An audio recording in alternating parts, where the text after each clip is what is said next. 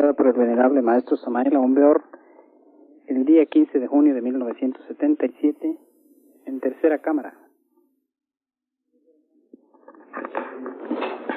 Esta es en realidad de verdad una cátedra de tercera cámara. Es conveniente que los hermanos entiendan bien. En realidad de verdad, quienes ingresan a esta tercera cámara deben tener ya cierta preparación para poder comprenderla. Algunas veces se me ha insinuado la idea de hacerla más sencilla y al alcance de todos. No hay necesidad de eso. Más sencilla tenemos las de segunda cámara y las de primera, y también las de antecámara. Quienes vengan aquí a esta tercera cámara, advierto, tienen que tener la preparación para entenderla. Porque aquí se habla, dijéramos, en forma de una enseñanza de tipo superior. Bien, después de este preámbulo vamos a comenzar nuestra tercera cámara. Ante todo, mis caros hermanos, hay un punto muy importante que expuse en Guadalajara y que también lo expuse en Durango. Quiero referirme a la cuestión del concepto materia. Obviamente, decía y dije en todas esas cátedras que la materia es algo que los materialistas no conocen. Es incuestionable que resulta demasiado empírico llamar materia a todo por igual. Podríamos afirmar en forma enfática que materia es un pedazo de hierro. ¿Qué diríamos entonces del cobre, de la plata, del oro, del platino, de un pedazo de algodón o de un pedazo de hielo? ¿Sería eso materia también?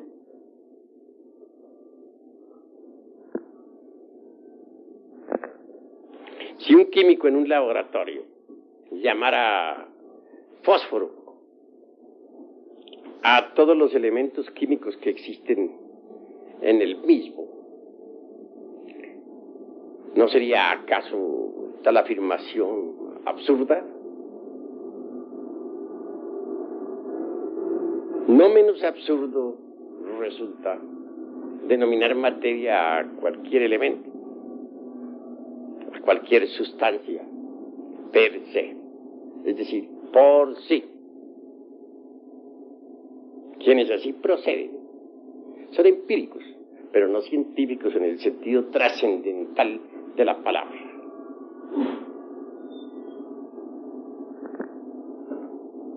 Indubitablemente, la tal materia por la cual se han apasionado tantos y tantos individuos polarizados negativamente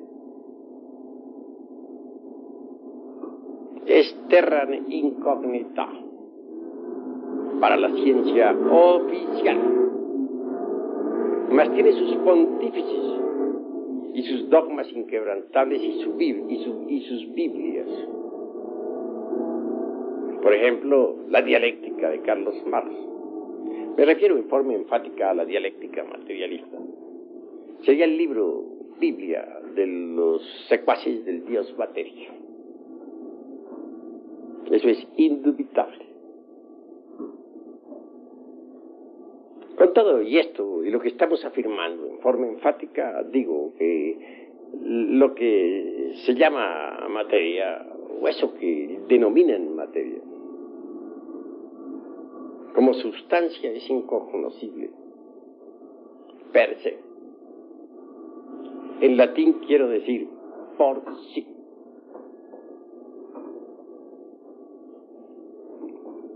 Claro que los fanáticos de la dialéctica materialista, airados, tratarían de refutarlos, basados en el dogma aquel inquebrantable del marxismo,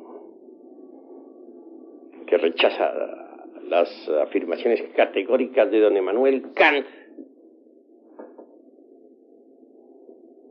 en aquello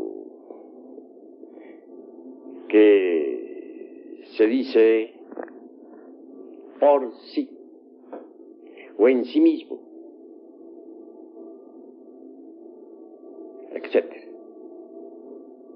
Quiere Marx embotellar la mente dentro del dogma inquebrantable y cerrarle el paso a la dialéctica. Nosotros indubitablemente somos dialécticos y por lo tanto no admitimos dogmas, sean estos de tipo materialista o de tipo espiritualista. No estamos contra la dialéctica, puesto que somos dialécticos. Usamos la dialéctica en el análisis, en la exposición doctrinaria. Si decimos que don Emmanuel Kant tenía la mala costumbre de hablar sobre las cosas en sí, procederíamos en forma dogmática. Téngase en cuenta que la cosa en sí es algo que no conocen precisamente los pontífices de la dialéctica materialista.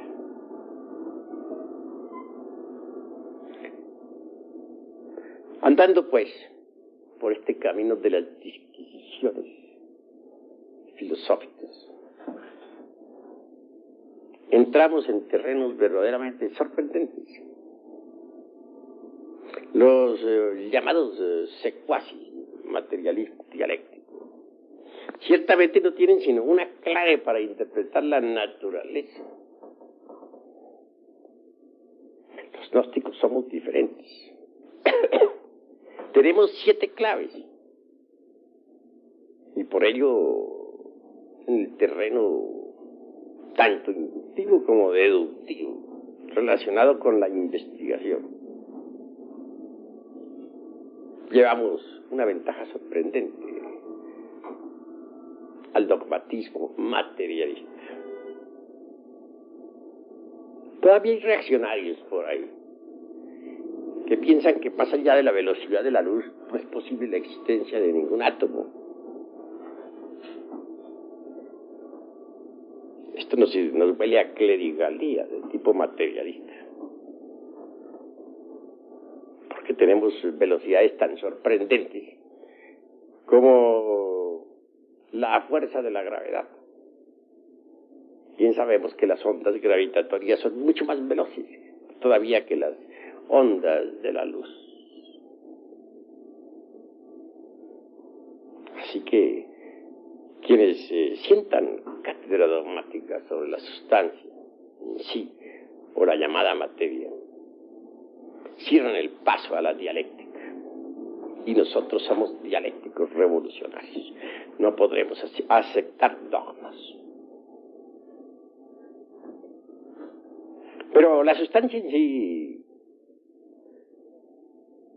incuestionablemente tiene que procesarse en forma multidimensional. Rechazar la multidimensionalidad es rechazar la teoría de la relatividad. Y la teoría de la relatividad de Einstein está demostrada matemáticamente. No debemos pensar únicamente en el espacio exterior o en el espacio superior. Conviene que pensemos en el espacio interior, o mejor dijéramos, en los distintos espacios interiores.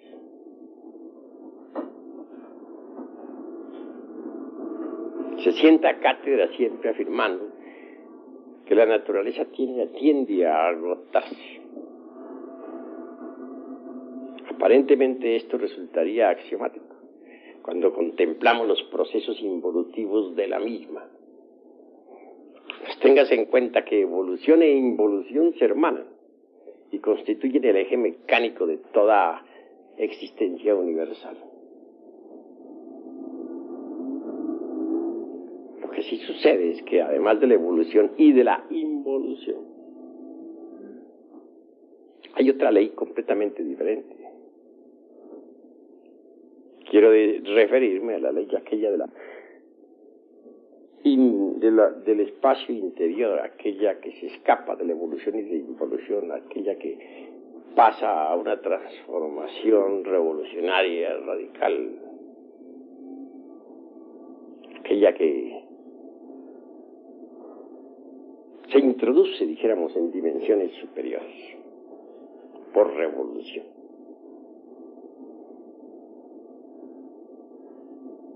Bien, consideradas las cosas desde este punto, un día la naturaleza se habrá agotado, eso es obvio, aparentemente agotado, eso es incuestionable. Mas sucederá que, en vez de proseguirse en los procesos evolutivos e involutivos, la naturaleza misma se habrá volcado en una dimensión de tipo superior. Podrá desintegrarse en la materia física, pero como sustancia en sí o por sí,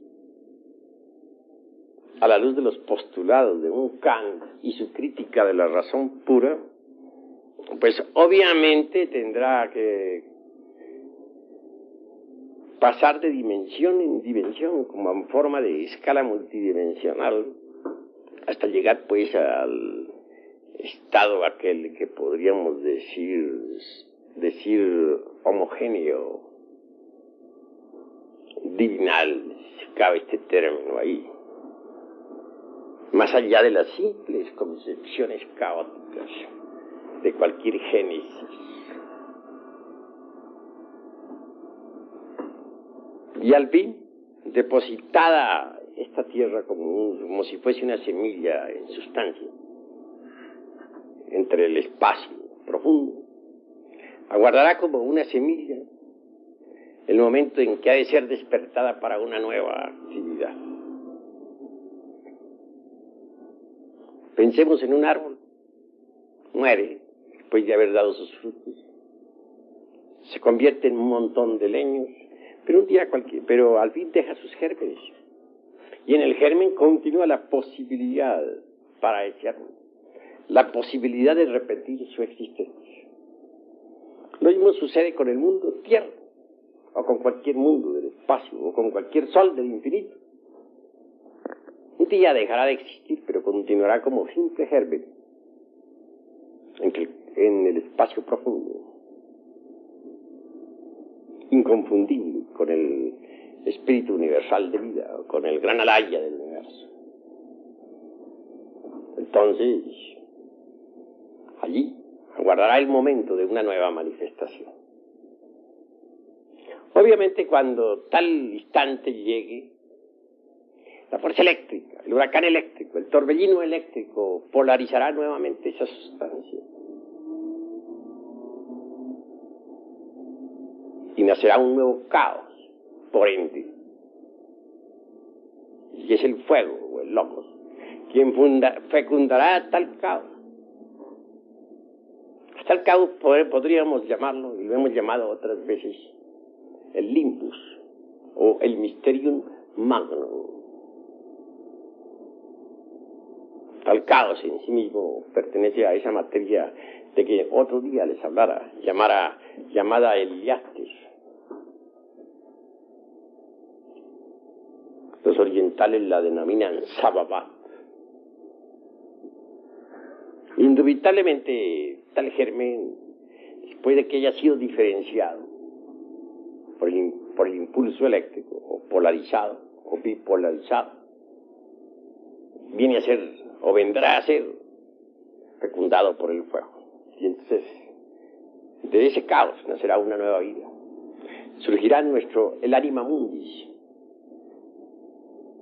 en forma nueva. Descenderá de dimensión en dimensión a través de sucesivas cristalizaciones hasta aparecer como un mundo nuevo. Cuando eso sea, nuestra actual Tierra no será más que una corteza geológica, un cadáver, una nueva luna que girará alrededor de ese mundo nuevo del futuro. Bien, hago esta exposición para decirles lo siguiente. No hay duda de que ese mundo sustancial, homogéneo, puro, se va polarizando conforme va cristalizando. Y al fin definitivamente aparece físicamente bipolarizado. Como parte positiva lo llamaremos espíritu. Como parte negativa podríamos llamarlo materia, aunque la gente no sepa qué cosa es eso. La corriente de tipo, los que se identifican con el polo positivo de esa sustancia homogénea, ya en plena bipolarización, se denominan espiritualistas. Forman corrientes religiosas, escuelas, sectas de tipo místico. Los que se identifican con el polo negativo se denominan materialistas. Los primeros adoran a un dios de tipo antropomórfico. Los segundos adoran a un dios materia. La religión de los primeros les liga, pues, o intentan ligarse a lo divinal por medio de sus creencias. La religión de los segundos cree que es posible ligarse al dios materia a través de sus sectas o también creencias.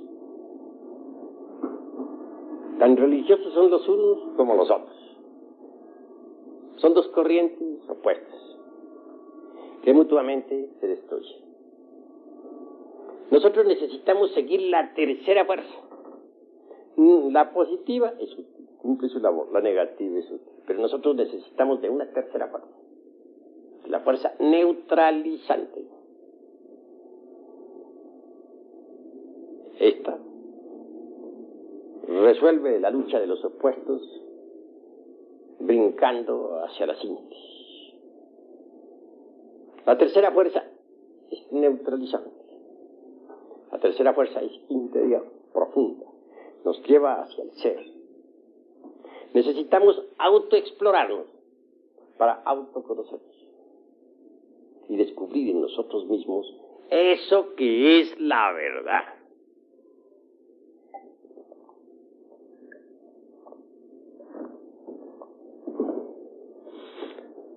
Los espiritualistas creen en un Dios antropomórfico. Los materialistas creen en su querido Dios materia.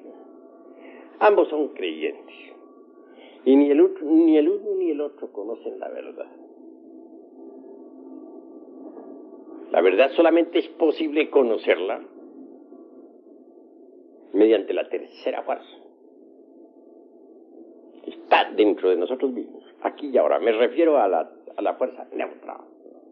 Esta nos llevará, pues, mediante la exploración íntima, psicológica, hasta la experiencia vívida de eso que está más allá del cuerpo, de los afectos y de la mente, de eso que es la verdad. Ni los espiritualistas ni los materialistas conocen la verdad. Gnosis es una palabra que significa conocimiento, sabiduría. Es la sabiduría, la sofía, la que nosotros necesitamos. Y no la encontraremos fuera de sí mismos, sino dentro de sí mismos. Necesitamos apartarnos de las corrientes de la extrema derecha y de la izquierda, extrema izquierda, y marchar por la revolución del centro, profundamente hacia adentro, para experimentar lo real. Necesitamos autoconocernos. Solo así es posible llegar a la experiencia verdadera de eso que está más allá del tiempo. Así pues, olvidando las luchas y conflictos que hay entre la extrema derecha y la extrema izquierda, nos autoexploraremos en forma directa para autoconocernos y descubrir mediante la experiencia real eso que no conocen los secuaces de las diversas escuelas de derecha e izquierda. La verdad. El gran Kabir Yeshua Ben Pandira dijo: conoced la verdad y ella os hará libre. Solo la experiencia mística de la verdad, gracias, puede darnos realmente la auténtica libertad. Por lo tanto, urge autoexplorarnos. Ante todo, ¿cómo podríamos llegar nosotros a la experiencia de lo real? Si no nos hemos conocido a sí mismos. Escrito está, nocete ipsum. Así escribió Tales de Mileto tal frase en el frontispicio del templo. Necesitamos conocernos profundamente a sí mismos y en todos los niveles de la mente. En cierta ocasión platicaba yo con un señor de mostachos retorcidos.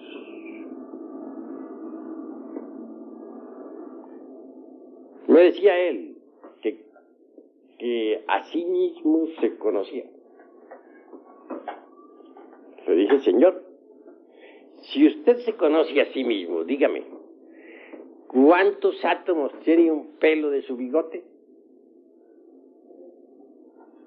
El hombre se quedó estupefacto, sudó frío. Dijo, no lo sé. Le dije, pero si no conoce un simple pelo de su bigote, ¿cómo se va a conocer totalmente a sí mismo? Realmente no pudo él, de forma alguna, rechazar lo que le dije. Él hubiera querido, naturalmente, refutarme ante el veredicto solemne de la conciencia pública. Pero ciertamente el argumento era, dijéramos, convincente. Y en modo alguno podía él rechazarlo. Tales de Mileto fue ante todo, pues, un gran iniciado en la Grecia antigua. Fue alguien que descolló por su sapiencia. Le han denominado, pues, el filósofo del fuego, porque realmente él profundizó muchísimo en la sapiencia del fuego. Él logró llegar donde muchos todavía no han llegado. El fuego es algo que hoy en día, dijéramos, es desconocido para la humanidad. Lo utilizan, como utilizan la electricidad, pero nadie puede decir qué cosa es el fuego. Permanece siendo todavía ignorado completamente. Bueno, continuando con esta cuestión, con esta disquisición, les diré lo siguiente. Antes que todo, es urgente, inaplazable, impostergable, como ya les había dicho en otra reunión, cambiar nuestra forma de pensar, aprender a pensar en forma nueva, forma distinta. Porque la gnosis es un conocimiento que, a pesar de ser tan antiguo, es nuevo. Y escrito está en el Evangelio crístico: nadie echa vino nuevo en odre viejo, porque el vino nuevo, y así está escrito, destruiría al odre viejo. También se ha dicho en el Evangelio crístico: nadie pondría o cortaría un pedazo de tela de un traje nuevo para remendar un traje viejo que ya no sirve, un traje inútil. Sería absurdo en todo sentido hacer una cosa así. Piensen ustedes lo que significaría, por ejemplo, que cortar un pedazo de un traje nuevo para remendar un traje viejo. Eso es absurdo en un 100%.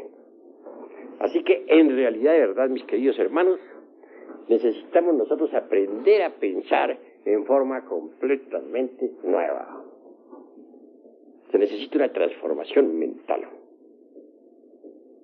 Pero bueno, ahondemos un poco más. Existen 4 clases de conciencia, o 4 estados de conciencia que conviene que ustedes lo entiendan profundamente. El primero es el de la persona que está profundamente dormida en su cama. En estas circunstancias el ego ambula, anda fuera del cuerpo físico, pero completamente inconsciente, en estado de coma. Es bueno entender que los difuntos, después de que dejan el cuerpo físico, viven en los mundos internos con la conciencia completamente dormida. Por lo común andan soñando, inconscientes, en forma completa, íntegra, total.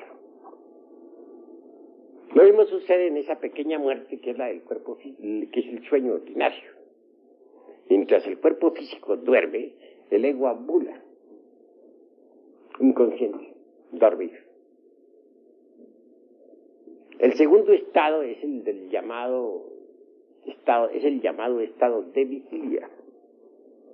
Sucede que cuando un individuo vuelve al estado de vigilia, continúa soñando, tan dormido como estaba, solo que ahora su cuerpo es activo para los sueños y por lo tanto más peligroso.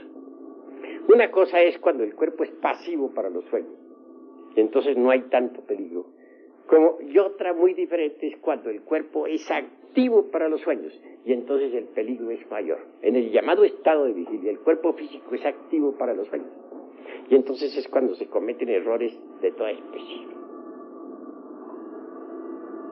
Toda la humanidad vive en esos 2 estados de conciencia. Es necesario pasar al tercer estado de conciencia. Y solamente se podría pasar al tercer estado de conciencia, que es el de la recordación de sí mismo, empezando por cambiar nuestra forma de pensar. Porque si nosotros venimos aquí a este Lumicial a recibir las enseñanzas, y luego, pues en la calle somos otra vez como éramos antes, ¿cuál ha sido el cambio que se ha verificado en la forma de pensar? ¿De qué sirve recibir las enseñanzas aquí en esta cátedra? Si en la casa, en la calle, en el trabajo continuamos como siempre con nuestras emociones negativas, con nuestras reacciones ante los impactos del mundo exterior, con los mismos celos de siempre, con los mismos odios acostumbrados, etc. Hay que cambiar, claro está, la forma de pensar. Aprender a pensar en virtud de las enseñanzas que aquí se reciben. Porque si se reciben las enseñanzas y la forma mecánica de pensar sigue como siempre, entonces ¿cuál es el cambio? ¿No sería posible pasar al tercer nivel o tercer estado de conciencia, que es el de la recordación de sí mismo, si nosotros no cambiamos previamente nuestra forma de pensar?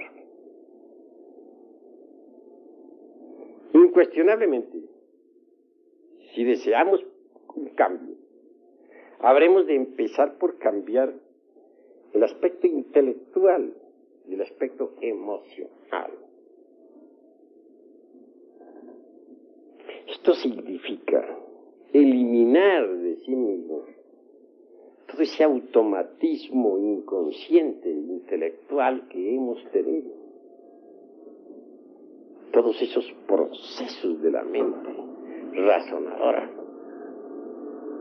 todos esos celos, todos esos hábitos antiguos, esa ira, todo ese odio. Urge el cambio radical en el intelecto. Si es que queremos pasar a un nivel superior del ser, es decir, si es que queremos nosotros pasar al tercer estado de conciencia, que es el de la recordación de sí mismo. Cuando uno se está identificando con un insultado,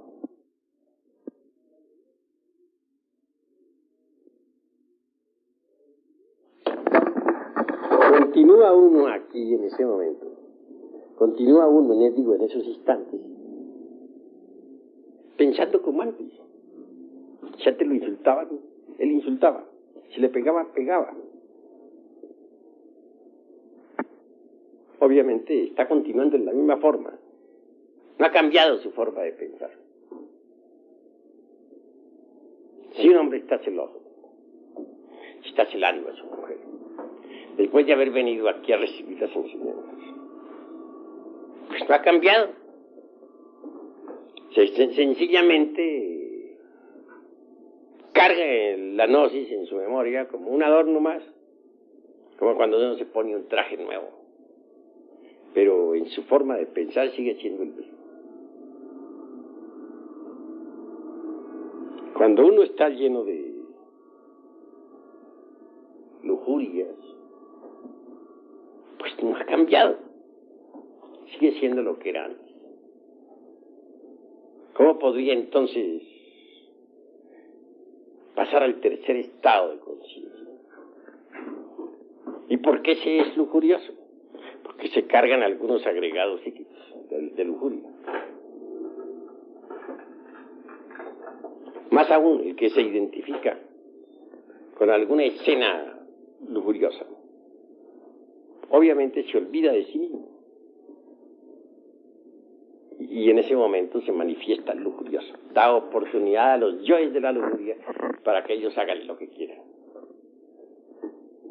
Alguien que se olvida así de sí mismo, alguien que se olvida ante una copa de vino y termina borracho, alguien que se olvida ante una persona del sexo opuesto y termina fornicando, alguien que se olvida de sí mismo ante un insultador y termina insultando también,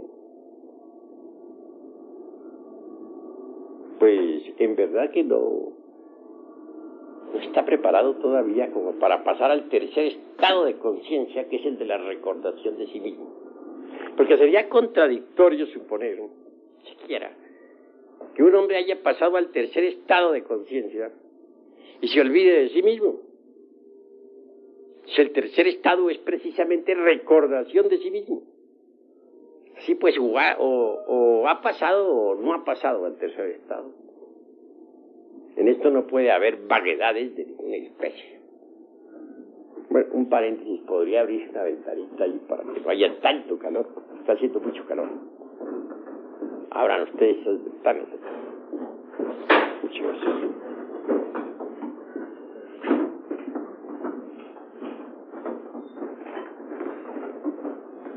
Bien, hermanos, y prosigamos nosotros aquí con estas disquisiciones. Hay que trabajar el centro intelectual y también el centro emocional. No hay duda de que las emociones negativas nos vuelven mentirosos, como ya les había dicho a ustedes en alguna ocasión. Las emociones negativas nos tornan violentos. Las emociones negativas hacen que nos olvidemos de sí mismos.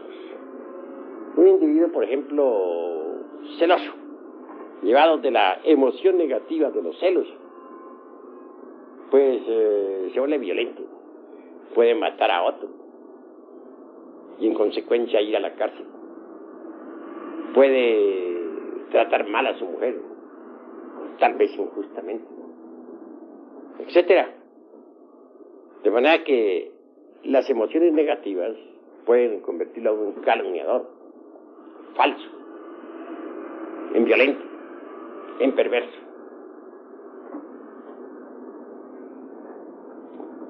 Pero es muy difícil, en verdad, poder controlar las emociones negativas. Un momento estamos tranquilos, puede que al siguiente momento no lo estemos. Supongamos que estemos aquí muy en santa paz, escuchando esta cátedra. Y de pronto alguien nos trae una noticia. Nos dicen que un pariente o un hermano de nosotros ha sido fuertemente golpeado por fulano de tal que le pegó un balazo, o que le pegaron un balazo. Claro, si no tenemos control sobre sí mismos, salimos como locos. Abandonamos aquí de inmediato lumicial, protestamos en nuestro interior, nos encontramos a alguien en la calle, le contamos rápidamente lo que sucedió, y puede darse que el caso de que al llegar al lugar donde se dice acaeció la tragedia, nada pasa. Era una falsa alarma. Entonces, ¿qué sucedió? Lo uno, abandonamos la cátedra. Lo otro, calumniamos a alguien. Lo otro, asumimos actitudes violentas. Y lo otro, que fue lo peor, pues fortificamos los yoes que tenemos en la parte negativa del centro emocional, en vez de desintegrarlos. Vean ustedes cuánto daño pueden hacernos las emociones negativas. Por una emoción negativa podemos volvernos asesinos, por una emoción negativa podemos volvernos perversos, por una emoción negativa podemos nosotros calumniar al prójimo, por una emoción negativa podemos nosotros levantar falsos juicios sobre nuestro mejor amigo, etcétera. Sin embargo, tenemos esa marcada tendencia a dejarnos llevar siempre de las emociones negativas.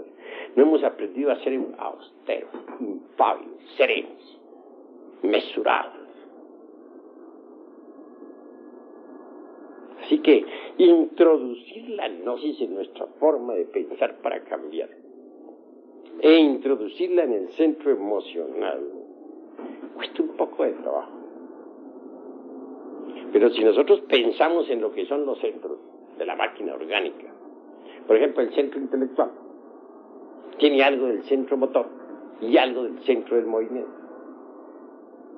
¿Cómo podríamos nosotros conseguir que el centro emocional inferior quede bajo control total? Si decimos voy a tener fuerza de la voluntad, no me voy a dejar llevar de emociones violentas, negativas en ningún momento, puede ser que a las primeras de cambio fallemos terriblemente. Entonces necesitamos introducir la dosis aquí, en la mente, sentir la emoción superior que produce la gnosis. Y el poquito de voluntad que hayamos adquirido, nuestra gnosis y la emoción superior, nos permitirá controlar completamente a las emociones inferiores y negativas.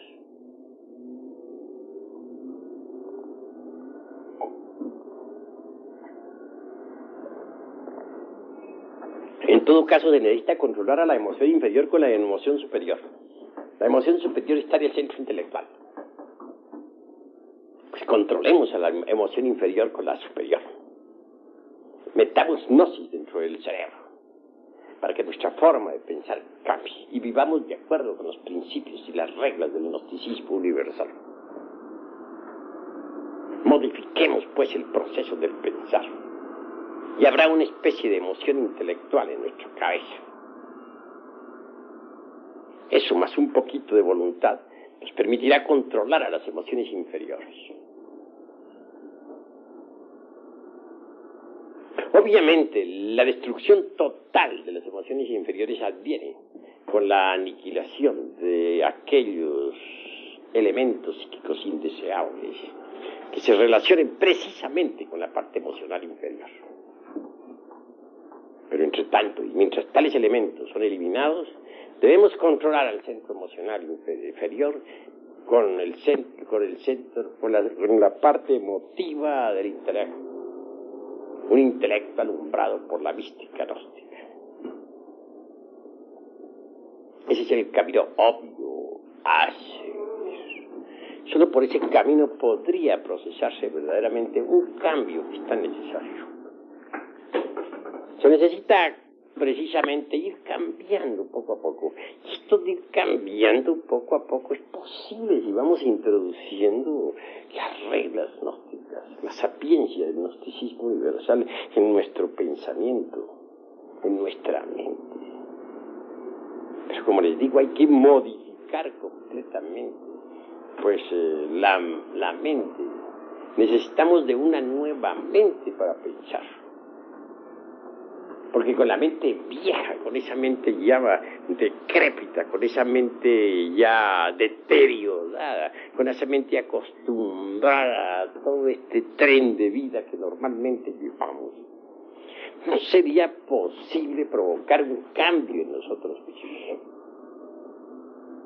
Así que el centro de la mente y el centro emocional deben ser trabajados con las reglas gnósticas, con las enseñanzas que hemos dado, si es que de verdad queremos un cambio definitivo en nuestra forma de ser, de sentir. Necesitamos pensar en forma nueva, sentir en forma nueva, obrar en forma nueva. ¿Qué buscamos a través de todo esto? Obviamente que estamos buscando algo que es sumamente importante. Estamos buscando en verdad purificar la conciencia cósmica que está embotellada entre nosotros. Hay una gran conciencia. Me refiero a la conciencia cósmica. Desgraciadamente la conciencia cósmica está enfrascada entre el ego. Purificar la conciencia solamente es posible aniquilando el ego. Quien no se resuelva a pasar por la aniquilación budista jamás podría lograr la purificación de la conciencia. Es obvio que con la aniquilación budista el despertar de la conciencia se convierte en un hecho.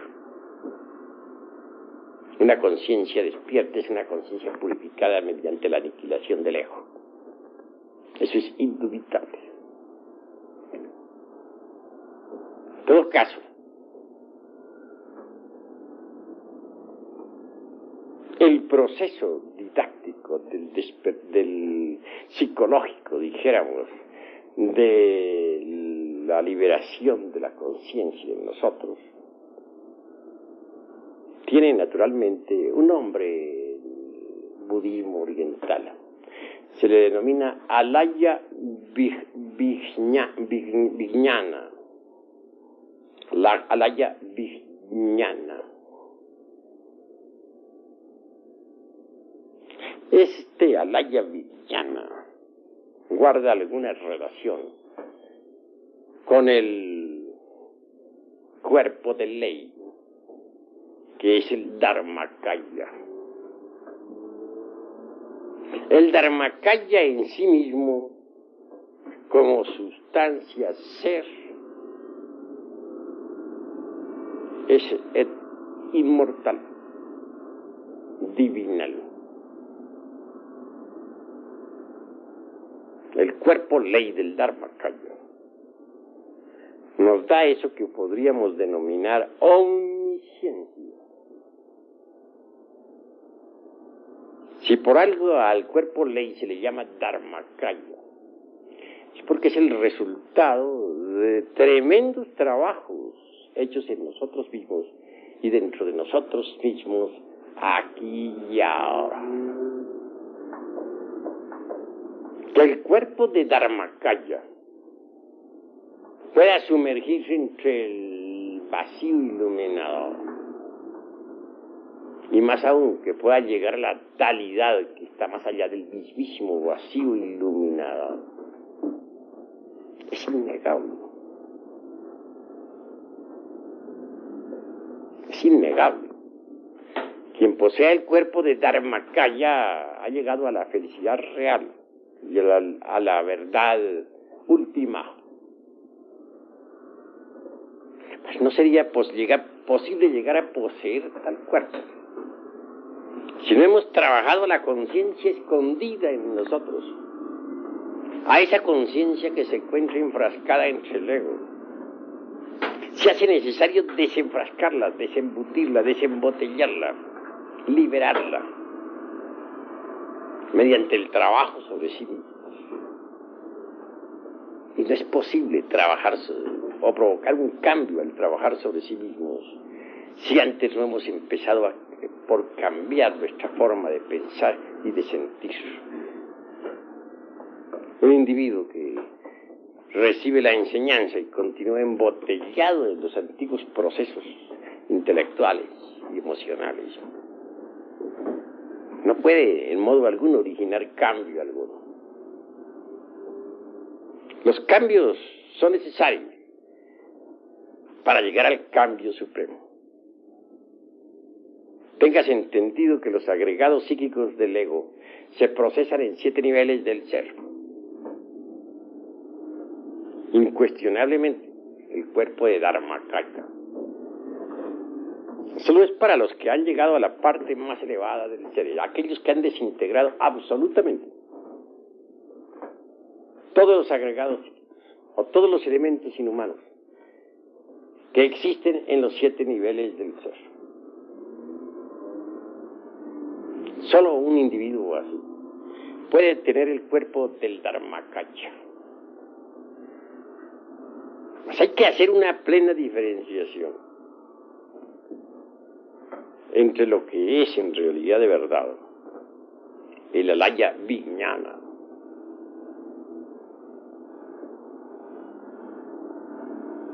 y lo que es el sunyata. El alaya vijnana nos mantiene dentro de los procesos meramente psicológicos, dentro del trabajo psicológico que tenemos que hacer en nosotros mismos y dentro de nosotros mismos aquí y ahora. El alaya vijnana nos mantiene dentro de los procesos meramente psicológicos, dentro del trabajo psicológico que tenemos que hacer en nosotros mismos y dentro de nosotros mismos aquí y ahora. Mientras alguien esté dentro de los procesos psicológicos de la alaya vijnana, podrá, sí, en ausencia del querido ego, entre comillas, porque el querido no tiene nada, experimentar eso que no es el tiempo, esto que está más allá del cuerpo, de los afectos y de la mente, eso que en el oriente denominan el vacío iluminador. Pero tal experiencia no significa, ya claro, que hayamos en realidad de verdad realizado en sí mismos al vacío iluminado. Sunyata es diferente. Cuando alguien poseyendo el cuerpo del Dharmakaya que está a un paso más allá de la conciencia absolutamente despierta, se sumerge no solamente en el vacío iluminador, sino que logra entrar en la talidad. Indubitablemente sabe lo que es en sí sunyata. Así que alaya vijnana es un concepto meramente psicológico. Sunyata es un concepto ontológico, indubitablemente.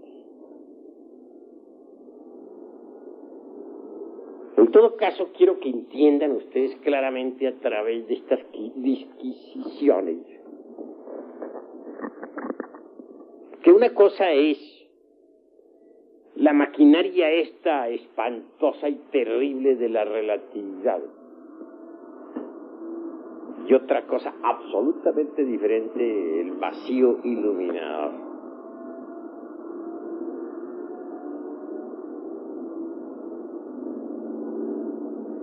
Mientras la mente lógica continúe con sus confrontaciones dentro de esta maquinaria terrible de la relatividad, no seremos felices.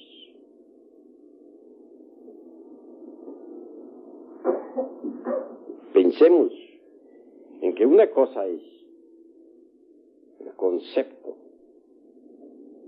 psicológico, como alaya vijnana, y otra cosa es el concepto ontológico de sunyata.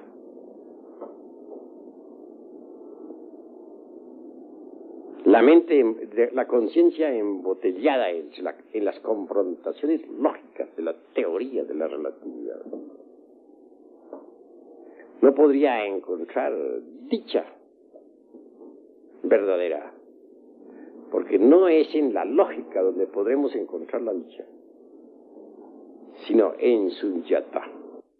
Cuando uno distingue, pues, al concepto psicológico del concepto ontológico, podría pensar tal vez en lo que es lo epistológico, o en la epistología, o en el pensar en pensar epistológicamente.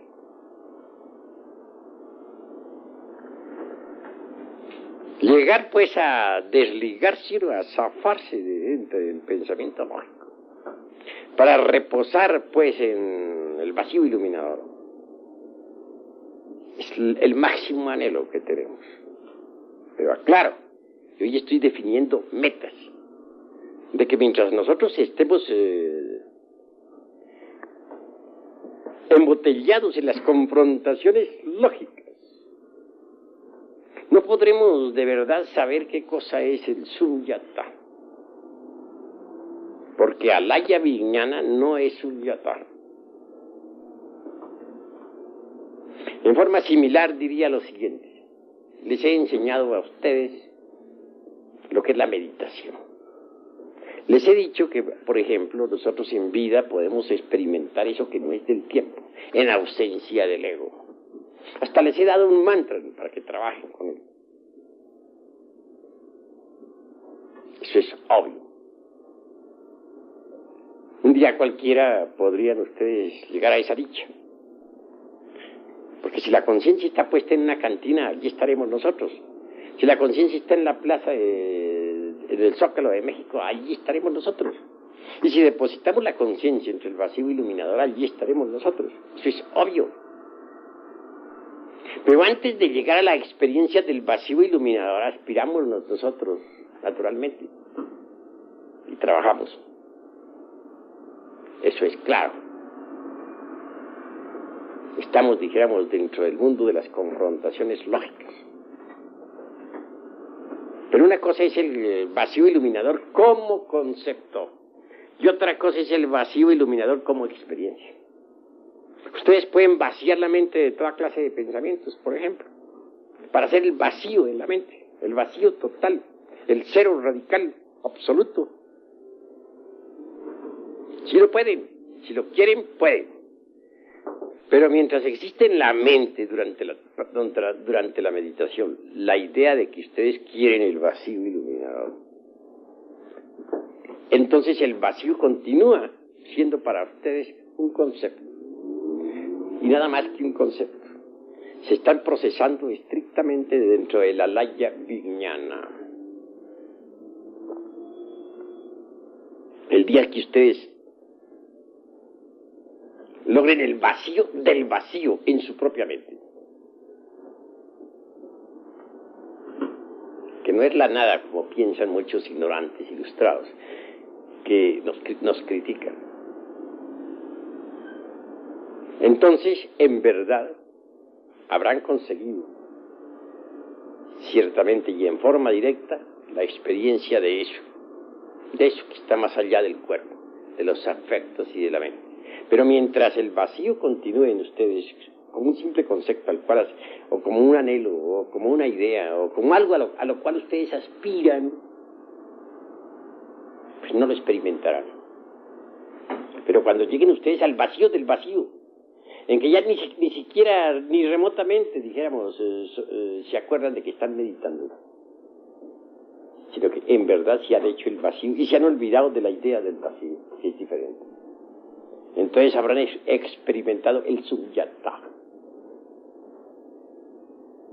Bueno, ¿qué es lo que quiero con todas estas disquisiciones hoy en día, aquí ante ustedes? Una, que sigan, que por ahora, como no es posible que ustedes puedan sumergirse entre el seno del vacío iluminador, pues por lo menos siquiera sepan en qué punto se encuentran. En realidad, de verdad, ustedes se encuentran, hablando epistemológicamente, en Alaya Vijnana, trabajando por lograr un día, mediante la aniquilación budista, la liberación final en Sunyata. Eso es todo. Esto requiere naturalmente mucha atención, porque queremos en verdad que todos logren un día tal aniquilación y que salgan de lo meramente conceptual para entrar en la experiencia de lo real.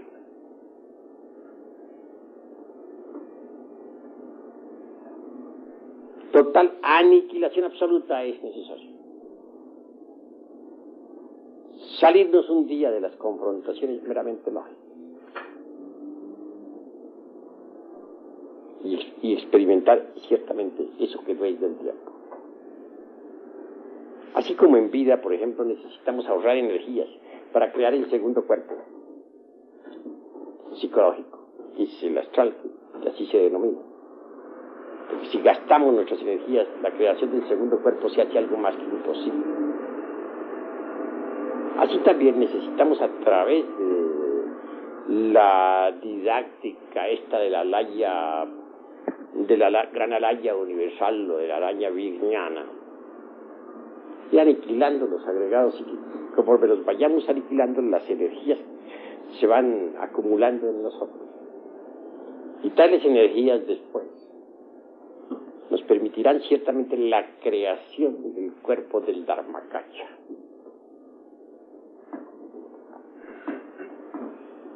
Aquellos que piensen en el cuerpo de Dharmakaya como ego sustancia marchan por el camino más equivocado que se haya conocido. No es posible llegar a crear el cuerpo del Dharmakaya cuando se tiene el ego vivo. Hay que ir aniquilando el ego para que la creación del Dharmakaya se haga posible, mediante el ahorro de energías, porque cada agregado psíquico implica gasto de energía. Quien logre llegar a crear el cuerpo del Dharmakaya,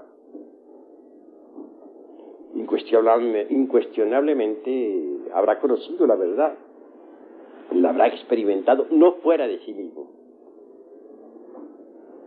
ni en la derecha ni en la izquierda, sino en el centro, y profundamente, no en un espacio más superior o en un espacio inferior, sino en un espacio interior aún más hondo.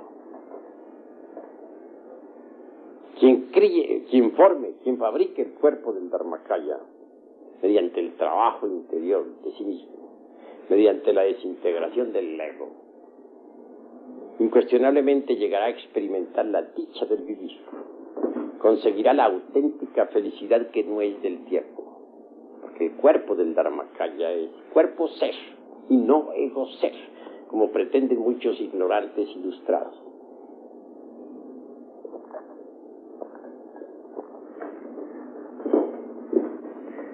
Así, mis queridos amigos, me parece pues que en vez de inclinarnos nosotros ya hacia la corriente de la derecha, ya hacia la corriente de la izquierda, apelemos a la fuerza neutralizante, a la tercera fuerza, que está dentro de nosotros, porque esta nos permitirá llegar a la síntesis, a la liberación final, a la verdad última, que la creación del cuerpo del Dharmakaya en cada uno de nosotros. Van viendo ustedes con qué objeto insisto en la necesidad de cambiar la forma de pensar y de sentir. Tiene un solo objeto: provocar un cambio interior de fondo mediante el trabajo esotérico, gnóstico, crístico. Y a medida que ese cambio se vaya verificando, nos iremos acercando más y más a la dicha de los dharmakayas. En última síntesis, anhelo que cada uno de los aquí presentes, trabajando sobre sí mismo, fabrique así interiormente, muy hondamente, el cuerpo del dharmakaya. Hasta aquí, pues, esta cátedra.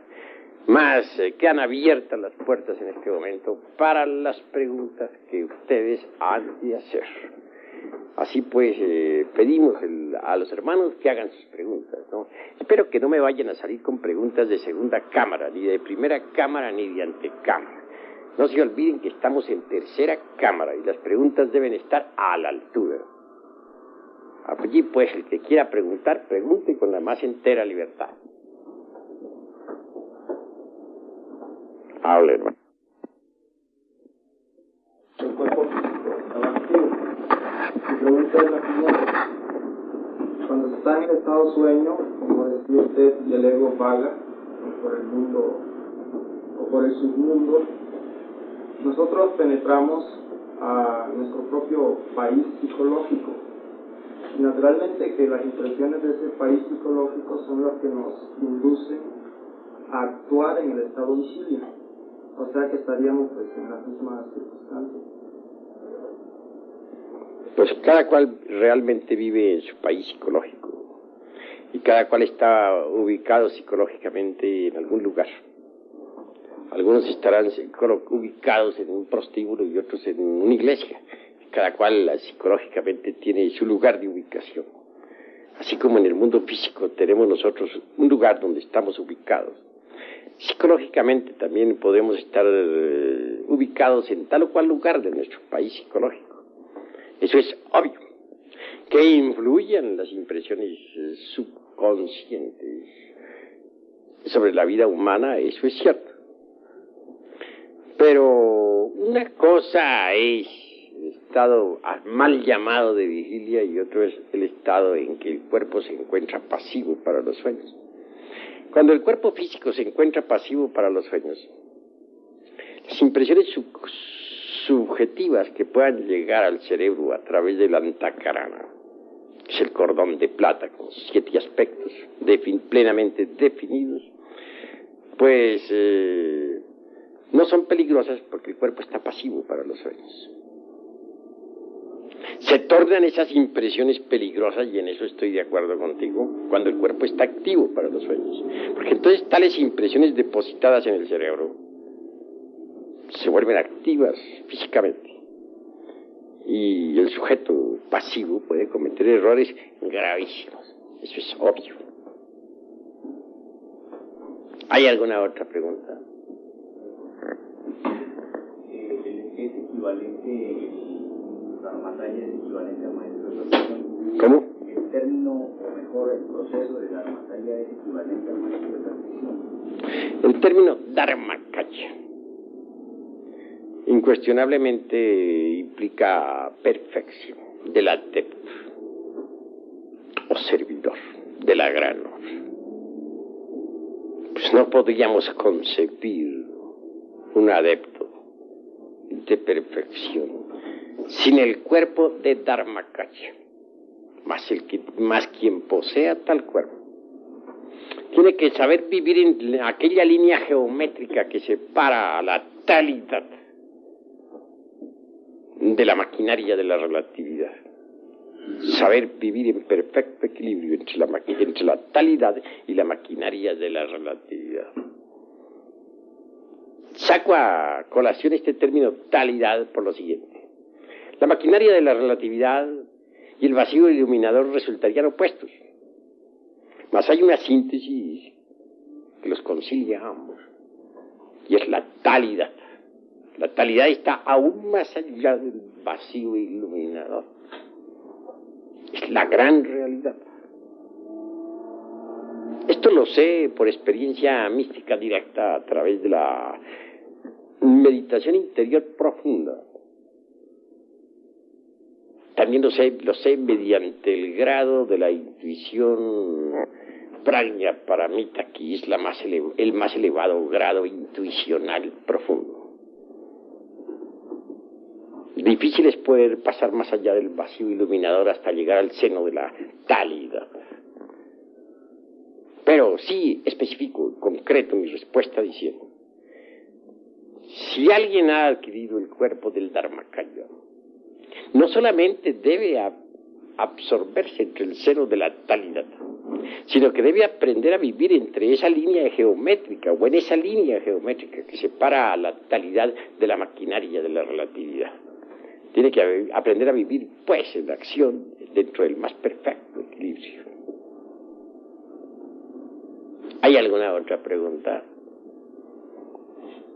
Venerable maestro, ¿qué relación hay entre el Dharmakaya y la Insof aún? Bueno, obviamente que el que ya llegó, el que posee el cuerpo del Dharmakaya, no solamente ha, dijéramos, encarnado en sí mismo a la Insof Aur como estrella divinal muchísimo más allá del anciano de los días, sino que ha conseguido en verdad regresar con Sofía, o con Pistis Sofía, a la Eón 13. Solo quien de verdad haya conseguido sumergirse en el Eón 13, pues tiene el cuerpo del Dharmakaya. ¿Alguna otra pregunta, hermanos? Venerable maestro, ¿qué fenómeno se estaría operando en la psicología de una persona que, a pesar de que tiene la sabiduría gnóstica y la ha comprendido, no la sabe aplicar sobre cada uno de sus defectos? Bueno, ante todo quiero que sepas una cosa. Hemos empezado esta cátedra por decir lo siguiente. Que si alguien posee, pues, el conocimiento, las reglas precisas del gnosticismo universal para el trabajo directo sobre sí mismo, pues indubitablemente, y eso es claro, debe aplicarse para cambiar su forma de pensar. También dijimos que si uno no cambiaba su forma de pensar, muy a pesar de haber recibido las instrucciones precisas, pues sencillamente estaba perdiendo su tiempo miserablemente. Porque para poder en verdad provocar un cambio, antes que todo hay que cambiar la forma de pensar. Debe uno introducir estas enseñanzas, estas ideas en su mente, en su cerebro. Y pensar de acuerdo con las ideas, de pensar de acuerdo con las enseñanzas, pensar de acuerdo con el cuerpo de doctrina. Porque si no está pensando con el cuerpo de doctrina, sino con los sistemas ya extemporáneos que usara antes de entrar en la doctrina, pues está perdiendo el tiempo, no está haciendo nada, se está autoengañando a sí mismo y por lo tanto va por el camino del fracaso. Eso es todo. ¿Alguna otra pregunta? Sí. Venerable maestro, nos anunció usted 4 estados de conciencia: el dormido, que está en su lecho y su ego vaga inconsciente, el mal llamado estado de vigilia, y el tercer estado, el de la recordación de sí mismo. Venerable maestro, ¿sería tan amable de hablarnos concretamente el nombre del 4º estado de conciencia y hablarnos de él? El 4º estado de conciencia es el de aquel que ha logrado el más absoluto despertar. Que ya no sé, hablando epistemológicamente, ya ha pasado muchísimo más allá de las confrontaciones lógicas. Posee el cuerpo de Dharmakaya. Puede moverse libremente en esa línea geométrica que separa al vacío iluminador de la maquinaria de la relatividad. Es por ende un sujeto que logró la omnisciencia. No he citado mucho a ese sujeto, o no lo he especificado en esta cátedra, pero por motivo a que le puse más atención al próximo paso que todos tienen que dar, porque todos los que yo veo aquí están en el segundo estado, en el estado se mueven entre el primero y segundo estado, pero no veo aquí uno que esté en el tercer estado, en el de la recordación de sí mismo. No lo veo, lo estoy buscando, no lo veo. Hay algunos que dan esperanzas, pero nada más. Ahora, si no están todavía en el tercer estado, cuartos. ¿Cuál estaría en el cuarto? Sin embargo, un día, si ustedes se proponen trabajar sobre sí mismos, no solamente llegarán al tercer estado, sino llegarán también al cuarto. Para llegar al tercero, ya les digo, tienen que meter estas enseñanzas en su mente y aprender a pensar de acuerdo con estas enseñanzas. El modo de pensar viejo, anticuado, extemporáneo, definitivamente debe ser cancelado. Pero no solamente se debe aprender a pensar de acuerdo con este cuerpo de doctrina, aquí, en plena aula, cuando estamos instruyendo un grupo. No, a todas horas, a cada instante, en función de momento en momento, en la vida doméstica y en la calle, y en la plaza de mercado y en donde sea. ¿Me han entendido? Bueno, ¿alguna otra pregunta, hermanos? ¿Podría, maestro, indicarnos el orden de los 4 calles? ¿Los otros 3 están después de la Macaya o antes? Obviamente, los 4 calles son indispensables. Sin embargo, yo prefiero pensar de acuerdo con la doctrina de los 3 cuerpos. Pienso, o me gusta más pensar en los términos, dijéramos, de Paramarta. En el término de Sunyata y en síntesis. Obviamente que los 3 cuerpos, por ejemplo, el cuerpo de transformación, como llamamos al de Nirmanakaya, es grandioso porque nos permite transformarlo, renunciar completamente a toda felicidad para pensar en función de nuestros semejantes. Hay, por ejemplo, grandes arhat, no lo podemos negar budas de contemplación, le llamémoslos nosotros pradyekas, que se preocupan sí por su perfeccionamiento interior, pero que son crueles. Esos no trabajan por la humanidad, que no hacen nada por el mundo. Ese no es el camino de la auténtica perfección. Si nosotros trabajamos no solamente dentro de sí mismos, por sí mismos, sino que también trabajamos como misioneros llevando la enseñanza de puerta en puerta, sacrificándonos por la humanidad. Seguimos el camino de los Nirmanakayas, que es el mismo de los bodhisattvas de compasión. Claro está que sí. Tengas en cuenta que el cuerpo de Nirmanakaya lo adoptan los bodhisattvas para trabajar por la humanidad. Por eso es que al cuerpo de Nirmanakaya se le llama cuerpo de transformación. Es un cuerpo de perfección. Otra cosa es el cuerpo de Sambhogakaya o cuerpo de disfrute. El cuerpo de disfrute realmente es bello, hermoso, nos permite gozar de la vida libre en su movimiento, sentir la dicha del universo en cada uno de nosotros, nos da un estado de beatitud extraordinario. Mucho más allá del cuerpo de disfrute tenemos el cuerpo del Dharmakaya. El cuerpo del Dharmakaya en realidad de verdad es el cuerpo ley, el cuerpo de aquel que se sacrificó por la humanidad. El cuerpo de aquel que en el mundo podría ser denominado adeptus exentus, pues ha cancelado todo karma, experimentado el Sunyata, ha salido ya de los procesos de la laya vijnana, que son procesos meramente psicológicos, ha pasado más allá de lo psicológico. Ha entrado en el terreno de lo ontológico. Así, mis queridos amigos, que bien vale la pena seguir trabajando sobre sí mismos, sobre nuestra propia conciencia interior, que es la conciencia cósmica, embotellada, pero que debemos purificar esta conciencia interior, es un hecho. Se purifica mediante la desintegración de los elementos psíquicos inhumanos que en nuestro interior cargamos. ¿Alguno otro tiene algo que preguntar? Al formar el cuerpo de Dharmakaya, el elemento que está procesándose, digamos, hacia la maestría de perfección, allí ya cuando se forma ese cuerpo, cuando se empieza a formar ese cuerpo, ¿hay ya transposición atómica del proceso de la momificación? ¿O no es en ese momento, sino un momento más atrás? Bueno, es completamente diferente la cuestión que tú preguntas, porque una cosa es la cuestión esa de la momificación egipcia o inca, como sea, y otra cosa son las verdades ontológicas o psicológicas. En la cátedra no me he referido precisamente al vehículo físico, he preferido únicamente tratar sobre lo ontológico, a la luz de Sunyatar, y con plena explicación de la Laya Prajnana, que es diferente.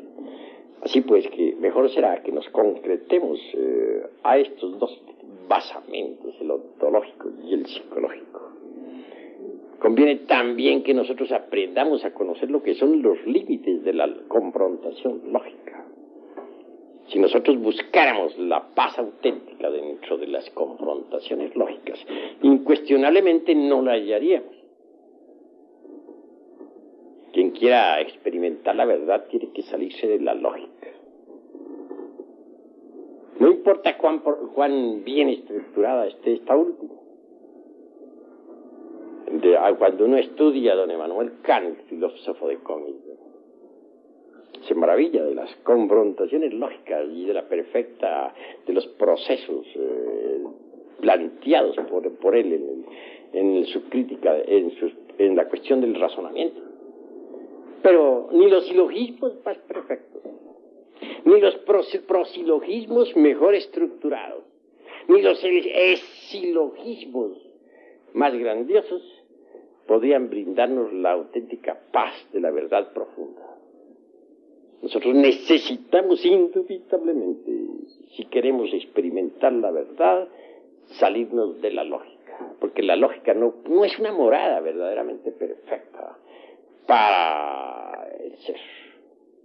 Necesitamos algo más que las confrontaciones lógicas, algo más que los procesos inductivos o deductivos.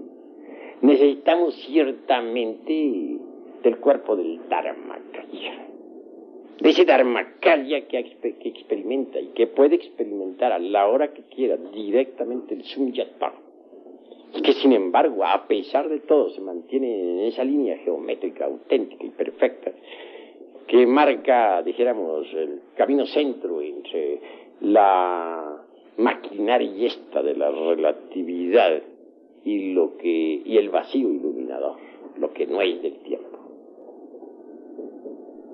No sé si la pregunta que le vaya a hacer maestro pueda ser un poco improcedente, pero tengo la idea de pedirle con mi lógica elemental y formal una pequeña explicación sobre el proceso que usted nos está explicando. Ha explicado una parte, digamos, superior, de lógica superior, podríamos decirlo así, a pesar de que nosotros no estamos preparados para entender la lógica superior. Pero tengo interés en conocer de qué manera sencilla se podría entender el proceso entre la tercera coordenada y la cuarta coordenada, cuando se explica la formación de esos elementos que van desintegrando, van permitiendo que se procese de un campo a otro campo. Yo no podría explicarme mejor. Bueno, entiendo lo que es el proceso multidimensional, eso es obvio, es claro, y no podemos dejar de explicar esta cuestión. Si vivimos en un mundo pues de 3 dimensiones, largo, ancho y alto, eso ya lo sabemos. Indubitablemente la cuarta coordenada es diferente. Esta cuarta coordenada o cuarta vertical llega hasta interferir realmente con el mesón K, o con las regiones esas en las que se procesa el mesón K.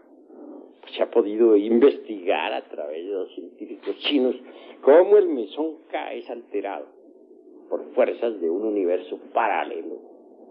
De la manera que la misma ciencia oficial está llegando a la cuestión de la cuarta vertical. El mesón K, por ejemplo, no se procesa exactamente de acuerdo con las leyes de la tercera dimensión. Pues no actúa de acuerdo con la ley de la paridad, que es vital dentro de un mundo tridimensional. Se mueve en forma distinta, interferido perfectamente por un universo paralelo, que es el universo de la cuarta vertical. Se nos ha dicho que esta cuarta vertical en alguna forma se relaciona con el tiempo, puesto que podemos viajar hacia atrás y hacia adelante en el tiempo. Precisamente ahora, en este viaje que hicimos nosotros por Durango, estuve en contacto con un hombre bastante interesante, un físico atómico. Este hombre, a pesar de ser un genio en física nuclear, aprendió a moverse con el cuerpo físico en el tiempo.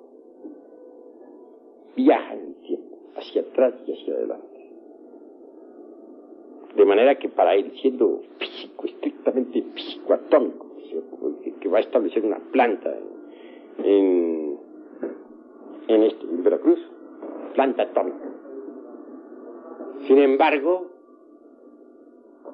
ha logrado dominar la cuarta vertical y viaja, repito, en el tiempo. Un poco más allá del tiempo tenemos la quinta coordenada, es la eternidad. Más allá de la quinta coordenada está la sexta vertical, que no es tiempo ni eternidad, se encuentra más allá del tiempo y de la eternidad. De manera que pónganle ustedes cuidado. Mundo de 3 dimensiones, largo, ancho y alto, el mundo en que nos movemos, ¿entendido?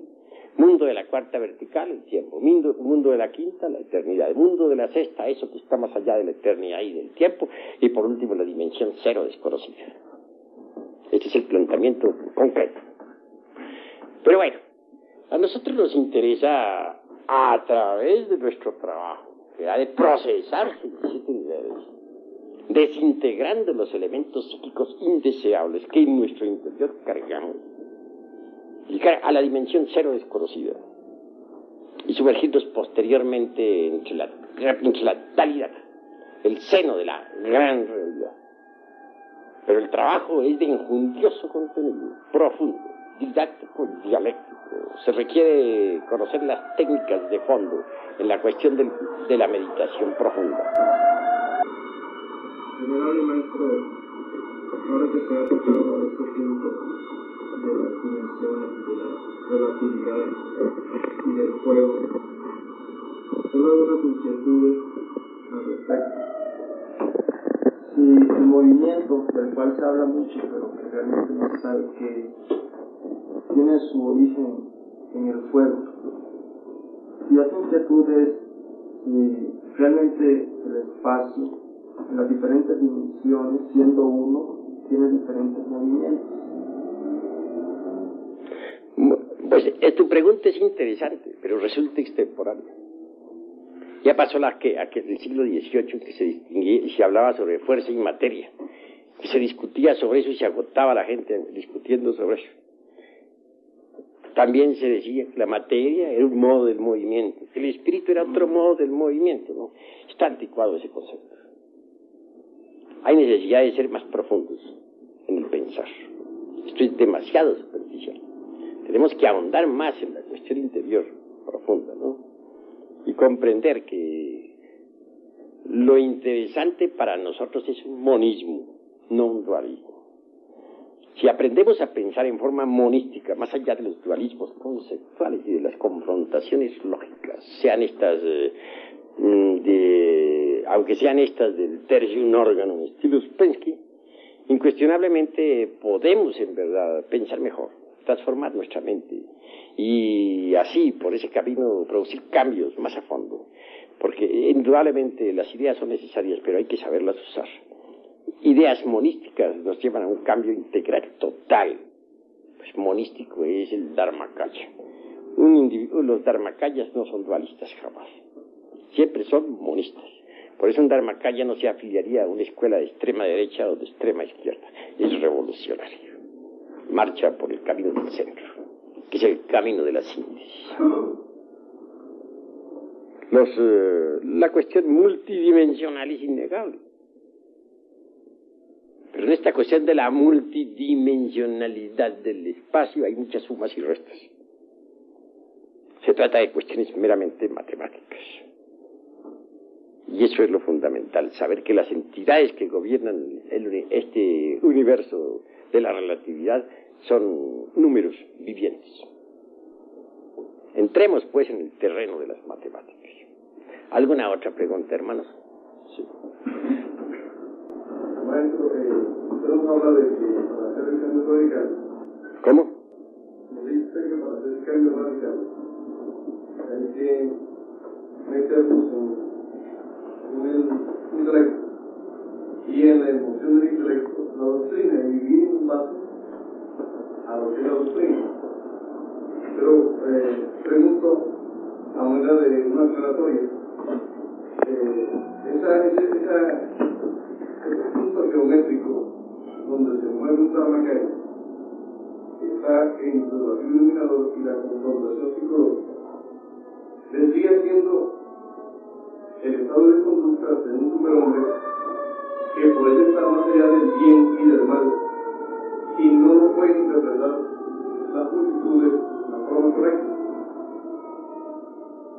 Porque podríamos pensar, maestro, que, digamos, de forma fanática, la doctrina me llevaría en forma mal interpretada a la multigatería. Y el no cumplimiento de la doctrina me llevaría entonces al camino del error. Llegar a ese estado de punto geométrico es como llegar a un equilibrio como el que tiene el superhombre. Bueno, obviamente el superhombre es terriblemente divino, está más allá del bien y del mal. Pero en nombre de la verdad, el Dharmakaya está más allá de las concepciones que se puedan tener sobre el superhombre. Aún quiero decir o afirmar con más claridad que el Dharmakaya, el que ya puede usar el cuerpo ley, trasciende al superhombre mismo. Está más allá del grado del superhombre. El Dharmakaya en sí mismo y por sí mismo es sustancia ser. Ser es sustancia. El Dharmakaya o el hombre o aquel que posee el cuerpo de ley indubitablemente ha pasado más allá de la mismísima individualidad. Porque la individualidad debe disolverse completamente si se quiere convertirse en Dharmakaya. Téngase en cuenta que el Dharmakaya está a un paso más allá de la conciencia. La conciencia necesitamos despertarla, es obvio, mediante el trabajo directo sobre sí misma.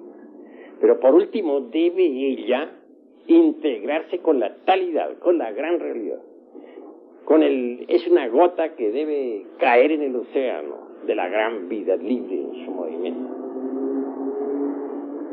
Eso es obvio. Si la conciencia es una parte del alma del mundo en nosotros, que necesitamos purificarla para regresarla a su estado pristino, original de pureza. Y obviamente tiene que integrarse con la totalidad, es decir, con la talidad, con la gran realidad de la vida libre en su movimiento. Y así es como pasamos muchísimo más allá de la individualidad. Ahora, téngase en cuenta que estoy hablando de conciencia, pero el Dharmakaya se encuentra a un paso más allá de la conciencia. Se ha integrado absolutamente con la gran realidad, ha trascendido a la individualidad.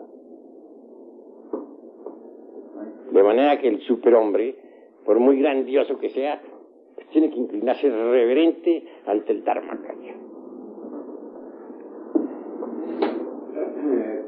Podríamos pensar que la ultérrima aspiración es perderse como una gota de agua en el océano de la vida libre. Así es, así es. Lo interesante consiste precisamente en conseguir rescatar la conciencia cósmica, extraerla porque está embotellada dentro del ego, sacarla dentro del ego. Si la conciencia es capaz de resistir la prueba terrible del Sunyata entre el vacío iluminador, pues queda lista, por hablar esta vez con términos muy humanos, como para entrar en la talidad. Que repito, la talidad está más allá del vacío del iluminador y más allá de la maquinaria de la relatividad. Pero quien logre integrarse con la talidad ha trascendido toda individualidad. Es lo que siempre ha sido, lo que siempre será. Su cuerpo es el cuerpo ley, el cuerpo de Dharmakaya. El Dharmakaya es superior a un Paramartasaya? Bueno, Paramartasaya y Dharmakaya son similares. Es cuestión de algunos grados. En relación pues al estado ese del vacío, pues de Dharmakaya, ese estado de la unidad, del cero radical, debe haber la asistencia de la parte divina en cuanto a un discípulo X que anhela llegar a ese estado, y por el mismo anhelo de llegar, el deseo concentrado no le permite llegar porque se aleja más de ese conocimiento, esa verdad. Necesita el discípulo estar, renunciar a lo que llamaríamos un triunfo y renunciar a lo que llamaríamos una derrota. Es decir, acabar con el temor de triunfar o de fracasar, para que entonces ya la conciencia universal venga en su sitio. Obviamente, sin haber llegado todavía a tener el cuerpo de Dharmakaya. Cuestionablemente, por ejemplo, el que llega al tercer estado de conciencia, que es el de la íntima recordación de sí mismo, cambia en cuanto a los conceptos.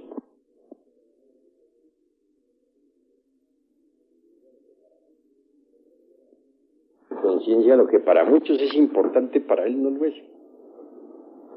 Se torna diferente, completamente distinto. De manera que la gente que está, por ejemplo, en los primero y segundo nivel del ser, no entenderían a alguien que llegó al tercer nivel del ser, al tercer estado de conciencia. ¿Cómo lo podrían entender? Lo que tendría importancia, por ejemplo, para una persona que está en primer y segundo estado de conciencia, no tiene importancia ninguna para el que está en el tercer estado de conciencia. Piensen ustedes lo que eso significa.